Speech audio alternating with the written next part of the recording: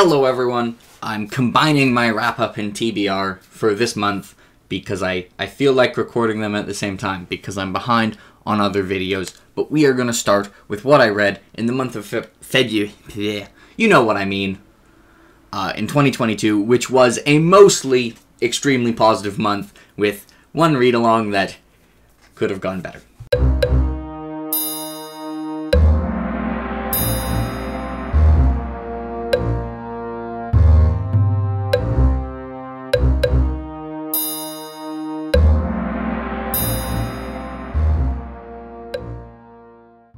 So, for the month of February, I read 6 books, but some would argue I read 7, but I'm counting something as 1 book.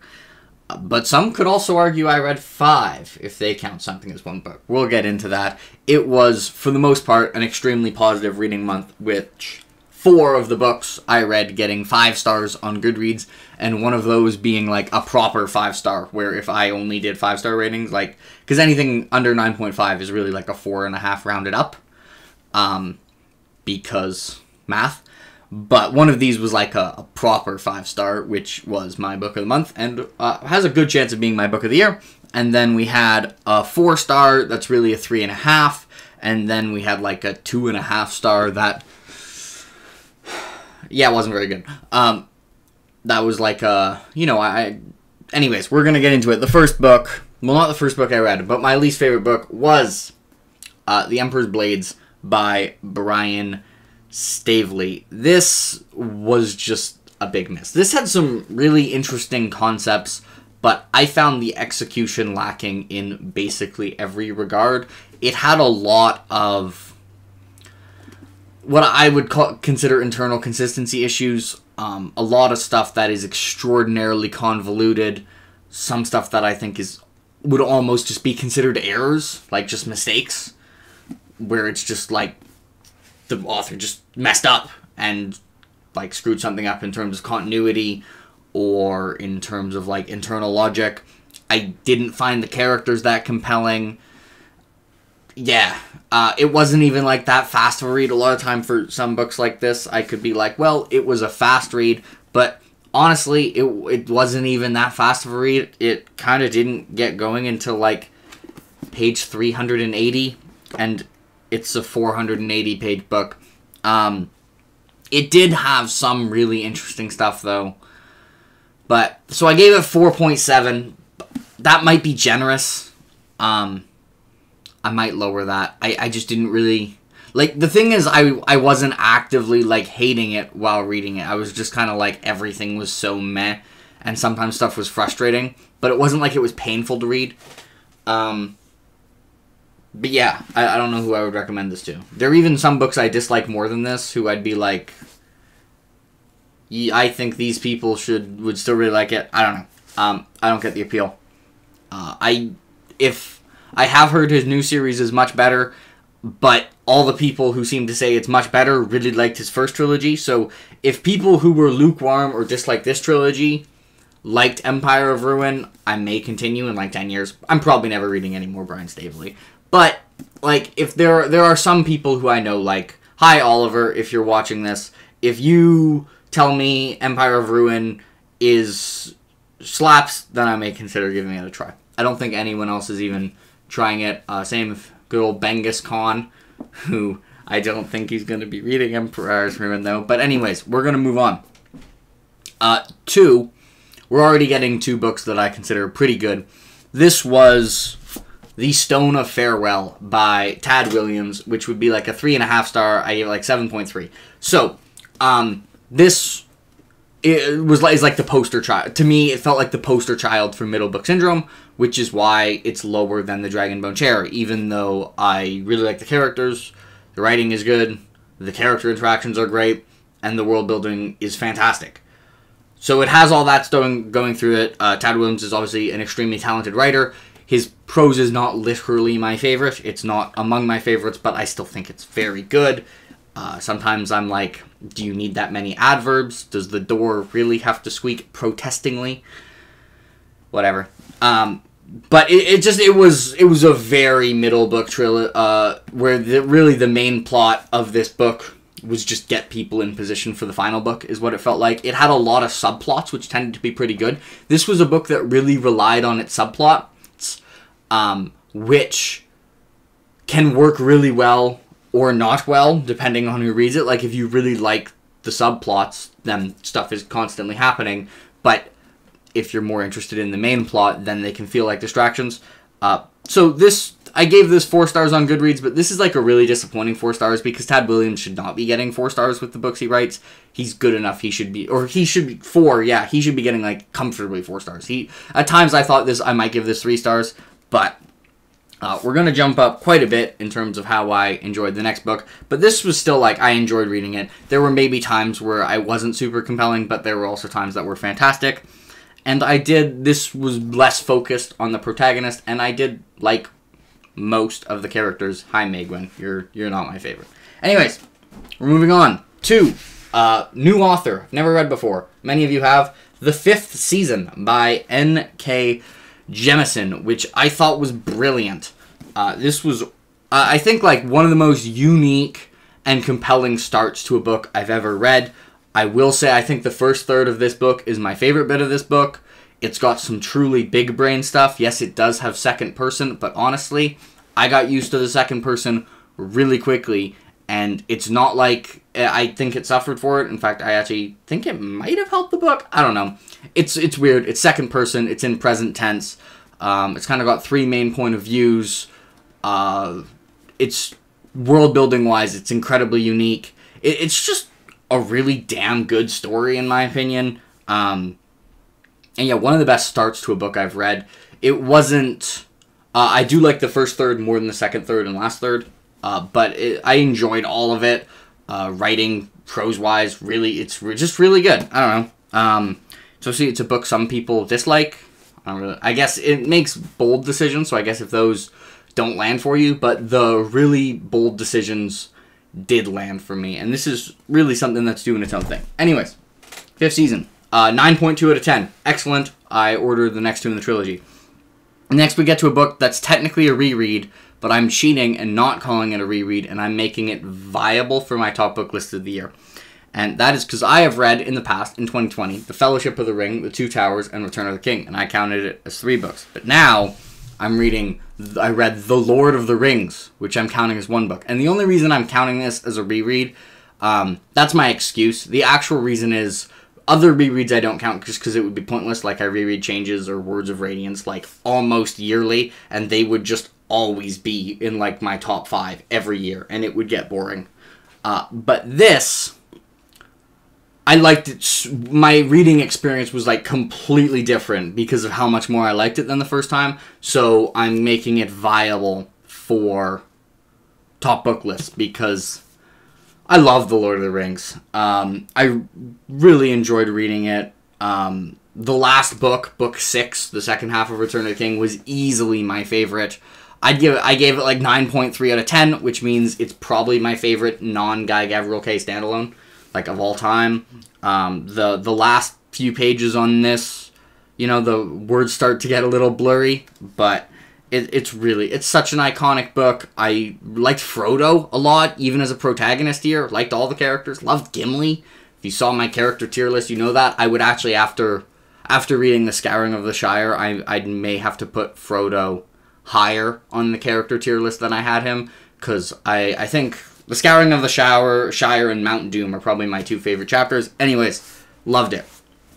And we move on to, I've actually gone slightly out of order because next I have Sailing to Sarantium, which I actually did give a lower score than the 5th Season and The Lord of the Rings, but I'm kind of counting these as 1 book, but I'm going to talk about them somewhat separately. This is the Guy Gavriel K book I plan to read, but this is the first half of the Sarantine Mosaic duology, which I'm going to make a review for when I have time, because I have quite a bit to say about this duology. And the reason I read both this month when I was planning to read 1 is, well, this doesn't, like, there are some, you know, series where book 1 kind of stands on its own. This felt, in general, like it's really one big book called the Sarantine Mosaic that got split into 2, because book 1 does kind of just end. But I loved book 1. It had my favorite Guy Gavriel setting so far. It's based on, like, 6th century Byzantine Empire, like Justinian the Great. Really interesting stuff. The kind of mix of the culture that's still, like, clearly Roman in some ways, but it's not really Roman the way we'd think of Roman. It also has my favorite Guy Gavriel protagonist, which is Caius Crispin, a kind of somewhat angry, impulsive mosaicist. Anyways, and then I also read The Lord of Emperors, which I give a 9.7 out of 10. This is one of the best books I've ever read. Guy Gavriel wrote the ever-loving crap out of this book. Sometimes you can feel authors are, like, just really feeling it with their writing. Like, you know, if you think Erickson for Toll the Hounds, Sanderson for Emperor's Soul, you know what I mean. Sometimes you just get to a section and you're like, all right, the author was feeling it here. That's what it felt like here, except Guy Gavriel is already my favorite prose writer. Also, storytelling-wise, holy crap. This was such a good story. I love it so much. It's about so many things. I'm going to have more to say in a review, but I would say this really covers so many topics. Introduces a new point of view in, like, chapter 1 of the book, because why not? Guy Gavriel does whatever the hell he wants and makes it work. I think we should bring back chariot racing back to modern society after finishing this book. That's how good it is. I chose to read about chariot racing instead of watching actual sports, and I do not regret my decision. This is my favorite Guy Gavriel book now, somewhat comfortably, and I would not at all be surprised if when you get to my top 10 favorite books of 2022 in like 9 months, if this is in the number 1 spot. It is easily and comfortably my book of the month, despite having some really damn good books this month. Okay, that's the wrap up. This is one of those months where at one point I look at like the star ratings and I'm like, do I give away 5 stars on Goodreads too easily? But then I look at all the books I gave 5 stars and I'm like, nope, all those deserve it. So let's move on to TBR mode.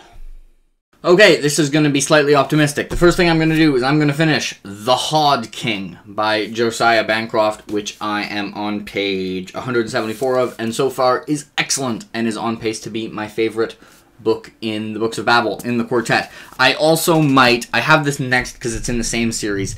I'm probably not going to read this in March, if I'm being completely honest, and that is The Fall of Babel, the incredibly divisive conclusion to the Books of Babel. We shall see what I think of it.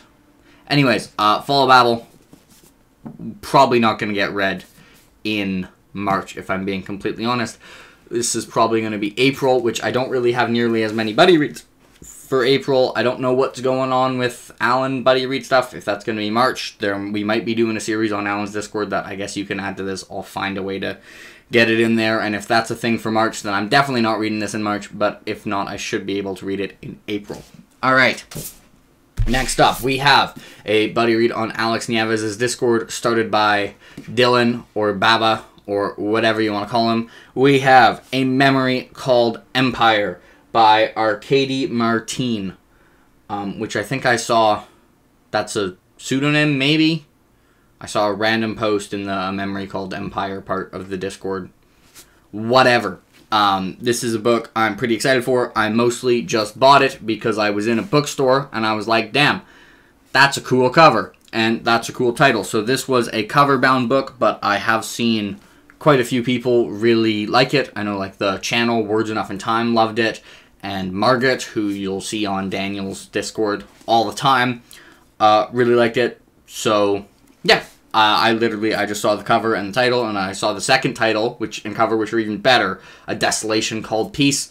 And I looked on Goodreads and was like, hey, this sounds dope. Petra gave it 4.5 stars. We'll read it. Next, with Shake, the A Song of Ice and Fire fan who has a channel and actually uploaded, I think today, might have been last night, depends what time zone you're in. We are going to be doing a read-along for Fire and Blood, and I'm going to be reading this on the side, the same way I was with The Lord of the Rings. I think I'm going to actually start having a side book, which there's a lot of books that I kind of want to read, but don't want to read as my main thing. whether they are rereads or new reads. I think I'm going to start doing this, so it's going to be Fire and Blood, and then I think I'm probably going to do the Silmarillion. Anyways, Fire and Blood, I really want this to be my favorite Song of Ice and Fire book for 2 reasons. One, obviously I want any book I'm reading next to be as good as possible, because that means I enjoyed it more. And 2, I just think it would be really funny if I liked Fire and Blood more than, like, A Storm of Swords. I think it would tilt A Song of Ice and Fire fans, but they also couldn't be that mad about me being uber positive towards a George R. R. Martin book.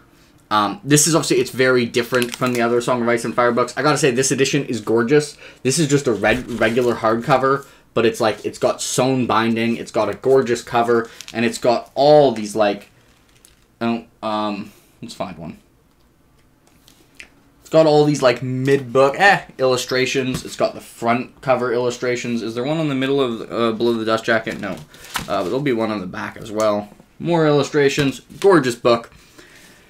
And that leaves only one book. And the last book that I read for March is going to be one I'm not going to finish this book in March. My plan is to start this in March, but read it straight and have it be the first book I read in April. This is another for a read-along, slightly longer than the others, and it is To Green Angel Tower, which is just an absurdly large book. This is 520,000 words. This is like 1,100 pages, and the font is really small. For reference for that, Lord of the Rings with The Hobbit, I think is like 480,000 words. So, yeah, this is a long book. Rhythm of War is like 455,000 words. Just for reference. So, a truly huge and truly floppy paperback. Obviously, as you saw on this video, I thought Stone of Farewell felt like a middle book syndrome, but nice thing about well-written middle books that feel like middle books is usually they set up some pretty damn badass final books. I have seen very, very consistently To Green Angel, or Memory, Sorrow, and Thorn fans have To Green Angel Tower as their favorite Memory, Sorrow, and Thorn book. So I am extremely excited for To Green Angel Tower. It might have been one of my 5-star predictions at the start of the year. Lord of Emperors was a 5-star prediction at the start of the year. So I got that going for me. So yay. I think this may have been as well. I think it was like a contingency 5-star prediction, but I think that's going to happen because I don't think we're getting either of the new books that I thought we might be getting. So we will see how that goes. This is a truly large book. Like, I have a skewed perspective on what makes a large book, where, you know, I read Lord of Emperors and I was like, wow, that's a short book, which it's 600 pages. It doesn't have super small font, but it's 600 pages. It is not a short book, but to me, this is a short book. This, though, this is a large book by any definition, and hopefully it's a book I really enjoy. So, I can see we got a lot of schedule buddy reads going on here. This, I think, is going to be the most schedule buddy read heavy book month of the entire year. April, I'm going to try and catch up on some series. I think for April, I'm going to try and read multiple Black Company books, ensure I finish up on Books of Babel, try and get caught up, maybe read a couple Broken Earth books. Oh, one book I actually forgot for March, because I don't have it physically, but I'll probably actually be reading right after the Hag King, is All the Seas of the World by Guy Gavriel Kay, which I did get approved for an advanced reader copy of by NetGalley. Thank you, NetGalley. I'm extremely excited for that. It is going to be the first new Guy Gavriel Kay book that's come out since A Brightness Long Ago. He doesn't come out with them super rapidly, but I gotta say, it's one of the Guy Gavriel Kay books that manages to have a really good cover, a really good title, and the description of it sounds pretty damn cool. So I'll be reading that for sure, and is actually probably, if you're going to predict my book of the month, that's the safe pick. Although, To Green Angel Tower, The Hag King, all have good chances, and I kind of want it to be Fire and Blood, just because I think that'd be really funny. Anyway, that is what I read in February, and what I hope to read in March. Fall of Babel's almost certainly not happening. I hope I can get the rest done, like The Hag King, All the Seas of the World, A Memory Called Empire,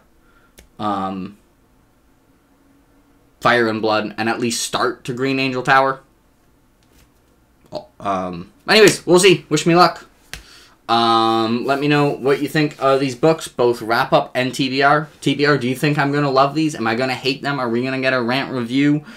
Anyone here dislike The Emperor's Blades, but then really like his new book, I'm Curious, by Brian Staveley? But I'm probably not reading any more Brian Staveley, if I'm being completely honest. Bye, everyone.